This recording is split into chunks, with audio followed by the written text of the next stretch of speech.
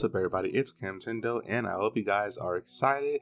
I'm a day late to the news. I am feeling pretty sick and I did have some family stuff to do yesterday, so I wasn't able to make a video as soon as the news hit, but I'm here now and I'm super excited to dive into this. So if you guys are, let's jump into it. But of course, before we do, let's dive into our comment of the day. Last video I asked you guys what were you expecting to see in today's trailer, and Jay Anthony had to say that they have a strong feeling that tomorrow, which was yesterday, is going to be the start of another great divide. And in a sense, I guess it was. But let's just dive into it. But wait, again, my comment of the day, sorry, I'm sick, okay? The next comment of the day question will be, what made you the most excited for Pokémon Scarlet? Like, what in this trailer has you the most excited? Personally, for me, I think it might be Starfall Street. I know that's a weird thing for me to say, considering the fact that I had a whole video ranting about evil teams and how I really hate how they've been downgraded. But next video, or a few videos down the line, I will make a full-length video addressing why I'm a tiny bit excited for Team Star. But before I do that, let's actually go through our news. The trailer opened up with us being introduced to the 3 big stories. Now, if you guys didn't see my video with Dusty Go-Go and Johto Johnny, I mentioned how I was most expecting us to only focus on one story for the trailer, but I was completely wrong. They managed to squeeze all 3 stories in, and they did it beautifully. I love the drawing on the graph paper or grid paper, I don't know what that paper's called, but I love all of that school life stuff they have going on. I wasn't a big fan of the school life aesthetic as the trailers started rolling and as we learned more, but they've definitely turned my mind around. But they opened up with, of course, face off against the school's troublemakers in Starfall Street, and on the official website it says, Team Star was formed by the school's most rebellious students and is made up of several squads. Each squad is led by its own boss, and each own base scattered across the Paldea region. These class-cutting delinquents cause trouble for those all around them, giving the academy students and teachers a hard time by disturbing the peace and using pushy recruitment tactics. March up to their base and face off against the troublemaking Team Star. And I'm gonna put the grunts on screen now. These are definitely the most lame grunt designs ever, but even so, I think, and this is just personally, I've seen the leaks when it came to the evil team who already confirmed that they were going to be a bunch of delinquents. So my stakes for the evil team was already very low, especially since this region seems to be very, very pushing the school life aesthetic they have going on. So I already came to terms with the fact that, the evil team may not be as edgy or as intimidating as we assumed they were, but these are our grunts. Their outfits do change because they are students just like you, but depending on the game, of course, the grunts will be either orange or Scarlet or Violet, of course. And again, I do think that they suck in terms of design, but where Team Yell truly shines is in their admins, and that's when we are introduced to Mela. It says here, Mela is the boss of Team Star's fire crew, the Skeeter squad. I'm not going to try to pronounce that anymore. As the team's best all-rounder, Mela fixes any and every problem thrown her way. Though her methods are a bit heavy-handed, she leaves a forceful and gruff impression, but her steadfast devotion to completing anything she puts her mind to has earned her the trust of her teammates. And this is her design, and I swear, guys, this design is honestly one of the coolest Pokemon designs I think I've ever seen, especially when it comes to evil team grunts and admins. And you guys are probably questioning yourselves and thinking, why are you calling Mela the admin when it clearly says that she's the boss? Well, again, I'm going to touch upon this in a later video. Sorry, I'm still sick. I am going to touch upon this in a later video, but it does say here that she's the leader of one of the many Team Star squads. And if you guys check the map, These flags that are scattered all across the map are apparently Team Star bases, which is really cool because, like, when it comes to most evil teams of Pokemon, there's typically only one base where you explore. I guess in Sun and Moon you explore too, but there's typically only one base that you explore, and that's where the big, legendary or climax happens and stuff.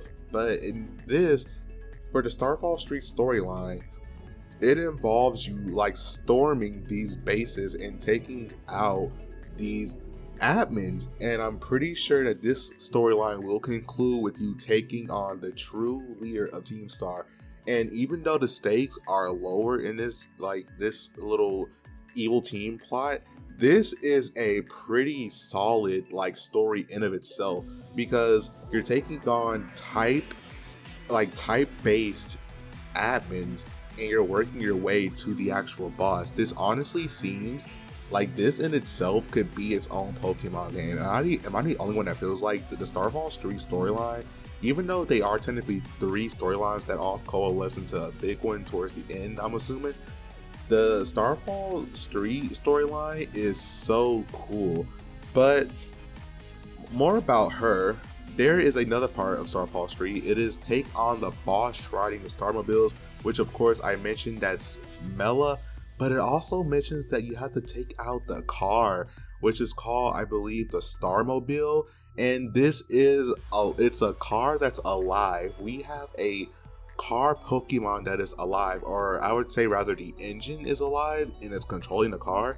And there has been talks about a engine Pokemon that's like Poison Steel, and this has to be it. I do love that you fight like Mela, and I'm assuming the other admins on the car itself. That's so cool. And then we're also shown this mechanic called auto battles, which is like you can send out your Pokemon as they're following you in the overworld, and they can act independently and go find Pokemon to beat up and gain experience, or they can find items, which is really cool. I just hope and pray the shiny fails would be so funny if you find shinies in the overworld in this game, and you have the Let's Go feature on, and your Pokemon goes and they just kill a random shiny that you were probably hunting and you had no idea. I think that's going to be hilarious to see on Shiny Veil compilations. But I digress. That's pretty much it for the Starfall alley, whatever it was called. I am really excited for this one. But let's move on to something more familiar, which is, I believe it's the gym. Yes, the freaking Pokemon League, or as they call it, the Victory Road. And it says here, the school that you enroll in hosts a special independent study project. The theme is the treasure hunt and Victory Road.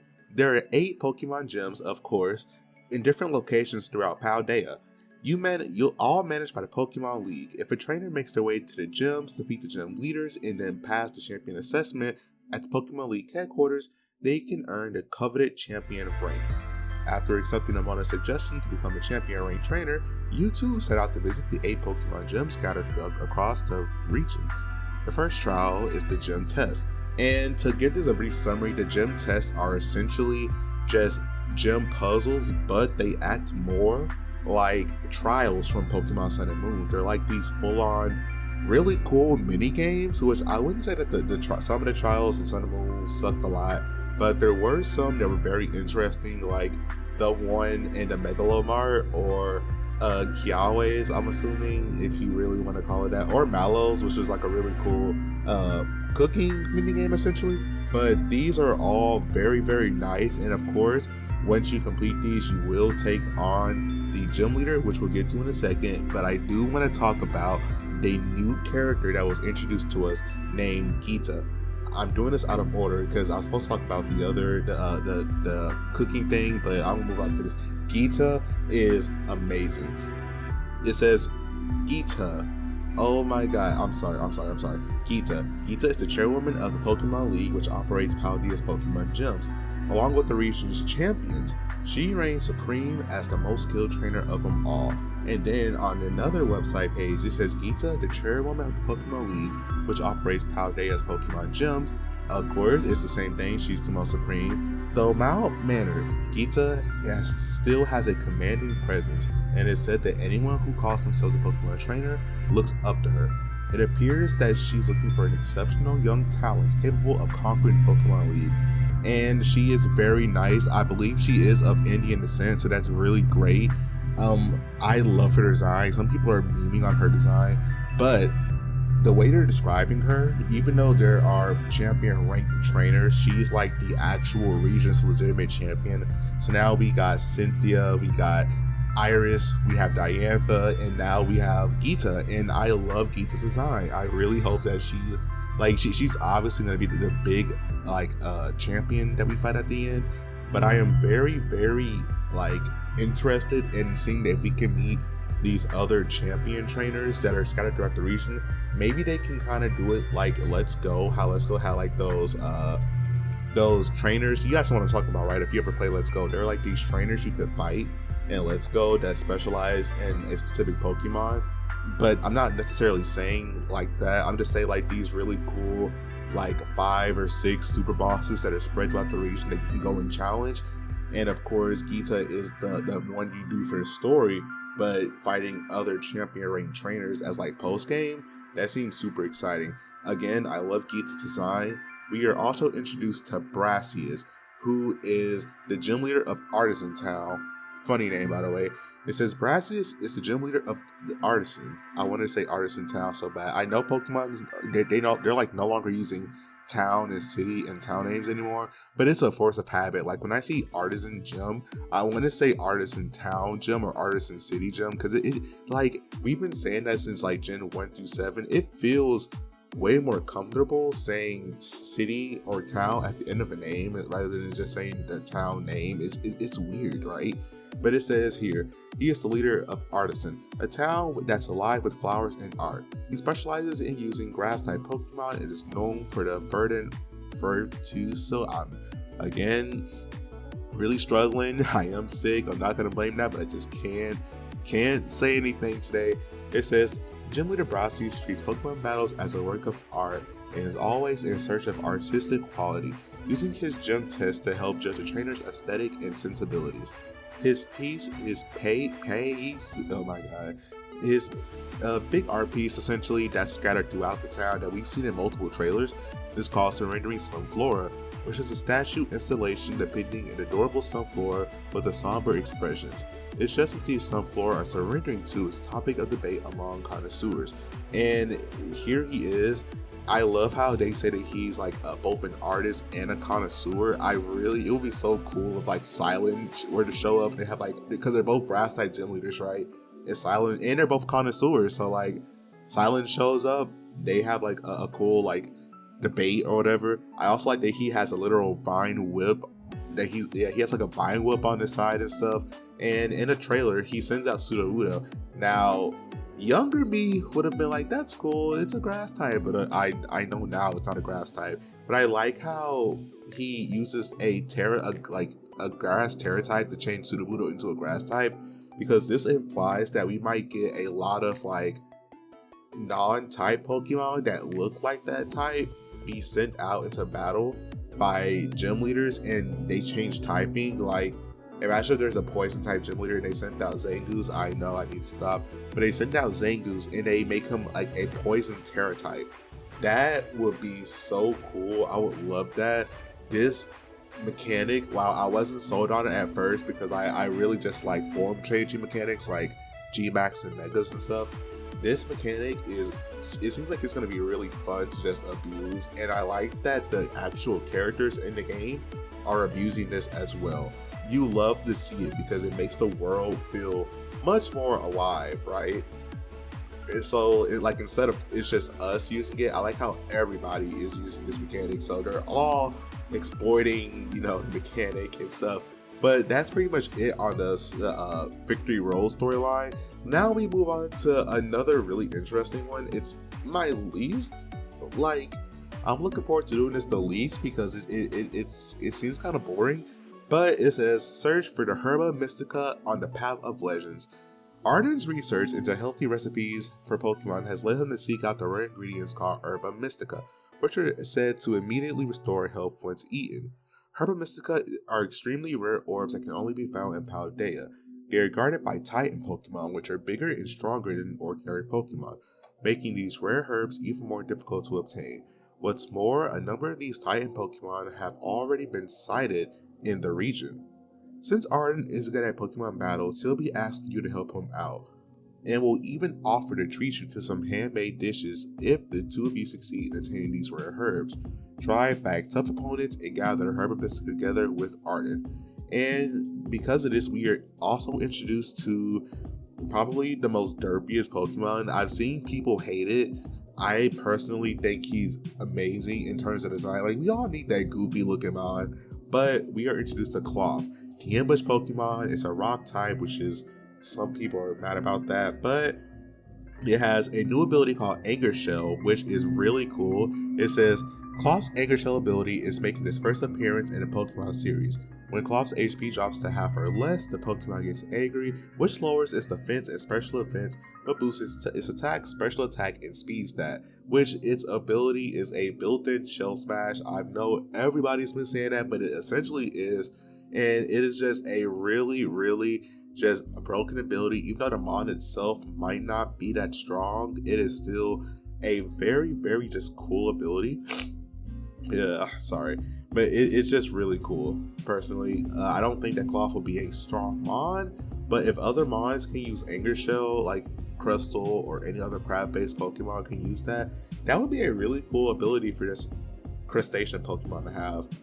It says, spinning eyes that leave no blind spots. Cloth can rotate and protruding eyeballs to see anything around it, eliminating all blind spots. It lashes upside down into cliffs to ambush its prey from above.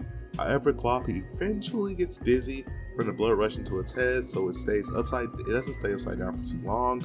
It says its claws are both strong and dexterous, and to give this a brief summary, they pretty much mentioned how it has really strong claws, but it is very edible. So Paldea people are eating Cloth, which is crazy to think about. Not really, but yum. If you're into seafood, that's great. But anyways, at the end of the trailer, they show us two new Pokemon that are just completely glossed over. They weren't even given a name. But Ceruledge is a Violet exclusive Pokemon, and Armorogue is a Scarlet exclusive Pokemon. And I'm just gonna give them touch upon them briefly. I know I shouldn't, but they both are very cool. I love the Mega Man memes we're seeing of them all around the internet. Armorogue is Psychic Fire or Fire Psychic, while Ceruledge is Fire Ghost. And the Ceruledge's move is a Fire type is it a Fire type? Yeah, it's a Fire type Drain Punch. I think that's awesome, and it mentions how it is very underhanded, while Armorogue is very noble, and it has a signature move, of course, called Armor Cannon, which lowers its defense in exchange for its devastating power. Now, these are both version exclusive mons, and one interesting tidbit, it talks about how they both have these items that makes them both unique, but when you look at them outside of the aesthetic and the fire, they're both essentially the same mon. Now, since they're version exclusive, I just want to go on record by saying that I honestly believe that they both share the same pre-evolution, and they're both item-based mods. So you give them an item that only exists in those games, and they will of course evolve into said Pokemon. But yeah, I really am excited for those. I almost forgot, for the freaking whatchamacallit, the Herba Mystica thing, we're basically fighting totems / alphamons for boss battles, which is really cool because they're bringing back, I would say, some of the best elements from the trial system from Sun and Moon, and making those separate storylines while we still get to keep the gem storyline. But other than that, that's pretty much it for this whole big news dump. This is probably the biggest news dump we've gotten outside of what we were shown in the presents, which it seems like these will all be shown off in separate trailers, but I guess since the game is quite literally 2 months away, they're kind of just showing us the stuff they should have shown us earlier. And I'm going to keep saying that because it's pretty much true at this point. But I am, again, very excited. I love Geeta. I love Mela, not necessarily the biggest fan of Team Star, but I am still very excited. Again, video on that coming soon. I love the Grass Gym Leader Brassius. I love these stories. I'm so glad we're learning more about them. And this is just all super exciting. I am so excited for this game. I wasn't at first, but that was mostly because of the leaks. And I guess I was getting a bit of burned out from like covering it and stuff. But the designs, the characters, the gameplay, I guess you could say this one trailer like revigorated the hype from the game that I was losing, because when it comes to trailers like this is the type of thing you want to see to get you excited, but they've been holding off on that for so long, and now it just feels like everything that was missing for me personally is here. I now have a reason to be excited. They also revealed the special edition Nintendo Switch, and I'm just gonna go on record by saying I need that right now. I will be getting that, but that's gonna be it for this video. Again, I am so sorry for the delay. I am very sick. I have like a bad sinus infection or whatever, but I am very sick. This video, I don't know if I sound nasally or not in this video, so that's gonna be very fun to hear during the editing. But my name is Camtendo. Thank you guys so much for watching. Love you guys, and I will see you guys when I see you. Bye.